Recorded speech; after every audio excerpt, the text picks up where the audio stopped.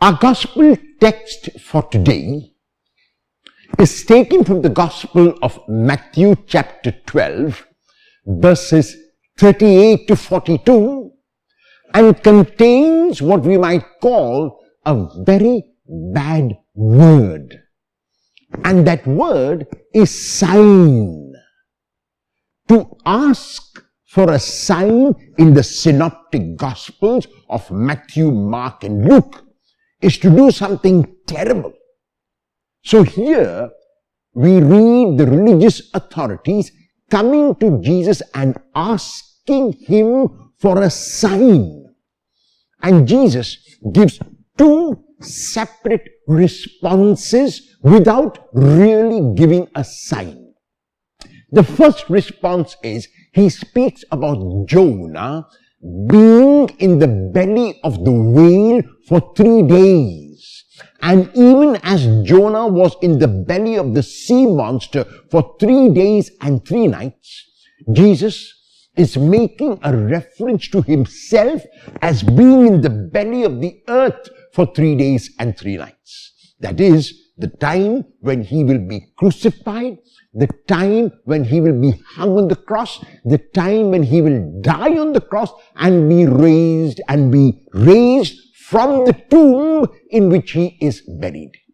So the belly of the sea monster is a metaphor for the tomb in which Jesus will be buried, and like Jonah was spewed from the sea monster's mouth, from the mouth of the whale on the 3rd day, Jesus also will rise on the 3rd day. That is the implication of telling them about Jonah, which obviously they would not understand. The second point which Jesus makes is how people responded to the proclamation or even the preaching of Jonah to the people of Nineveh. Jonah was sent to the people of Nineveh because the city of Nineveh was going the wrong way. And so God sent Jonah as his prophet to speak on behalf of God and to tell the people of Nineveh to turn their lives around. And the people paid heed to the words of Jonah, beginning from the lowest person right up to the king of Nineveh. Everyone repented. Everyone not only showed the repentance externally by putting on sackcloth to their external dress, by living simply, but they showed the repentance externally in action by reaching out to the others and by making their lives selfless life. And God saw their selflessness, God saw their repentance, and God relented from the judgment that was about to come on Nineveh because the people heard Jonah's preaching and they turned a new leaf. The second example in the same vein which Jesus gives is about the Queen of Sheba, who is called here the Queen of the South.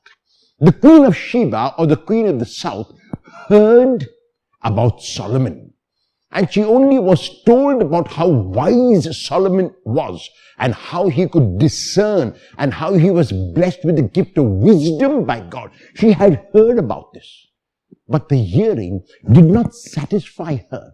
What she wanted to do was she wanted to see for herself. So she took the trouble to come all the way from Sheba to Israel, and she encountered Solomon. The point which Jesus makes about these two is first the action which the people of Nineveh were spurred on to. They moved on to action, and the action which the Queen of the South was spurred on to. So the point which is being made by Jesus is that every single sign that we require has already been given to us. What is required on our part now is action, like the people of Nineveh, to turn over a new leaf, and like the Queen of the South, to show not only by hearing, but also through our doing that we believe and want to experience. What sign are you seeking from the Lord? Will you realize that every sign you require has already been given to you?